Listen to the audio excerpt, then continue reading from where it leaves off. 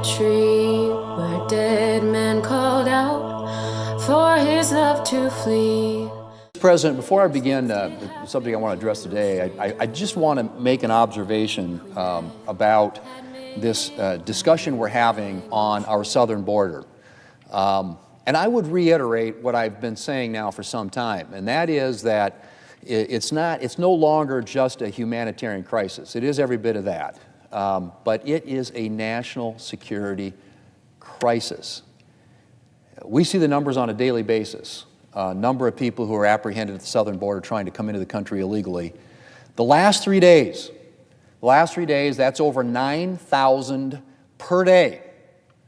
Over 9,000 per day, and that doesn't include the gotaways or the unknowns. That's the people who are apprehended coming across the border illegally. And we now know, in the month of September, for example, that there were a significant number of people, 18 actually, apprehended coming across the southern border who are on the terrorist watch list.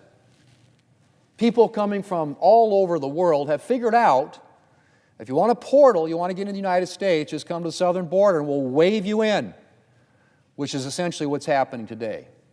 And the question I would ask, Mr. President, is what universe does that make any sense? I said this yesterday. We are a nation of immigrants. We have been a very welcoming country. We have ways of bringing people into this country legally. We do that on an annual basis. But we are a nation of laws. First and foremost, the rule of law. It's what distinguishes our country from many other countries around the world. And yet at our southern border, that doesn't mean a thing. Over 9,000 a day. Annualize that. Think about what that means. That's 3 million people a year.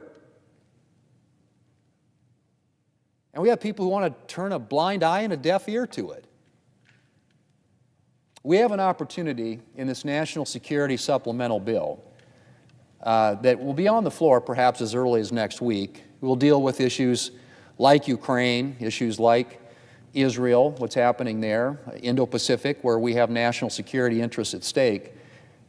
Mr. President, we have to deal with the national security crisis at our southern border.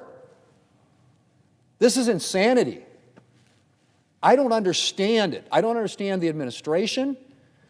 I don't understand some of my colleagues here in the Senate who feel like this isn't something that we need to be dealing with or addressing. This is a national security crisis on a daily basis. Over 9,000 the last 3 days in a row. And again, some of which we know because they're catching them are people on the terrorist watch list.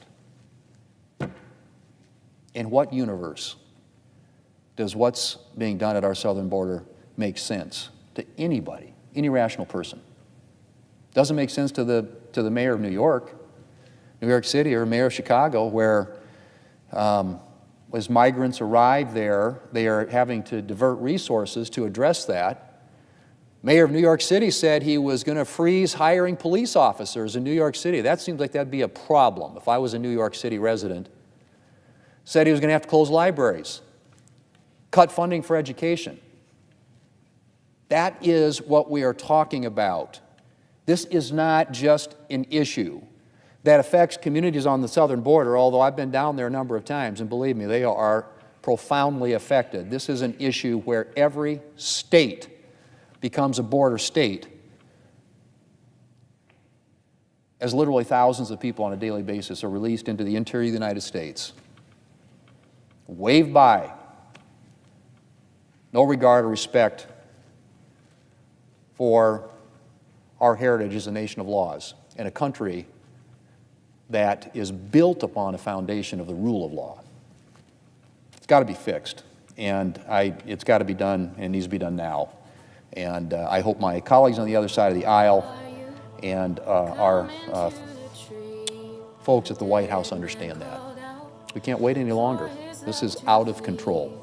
Strange things did happen here, no stranger would it be if we met at midnight in the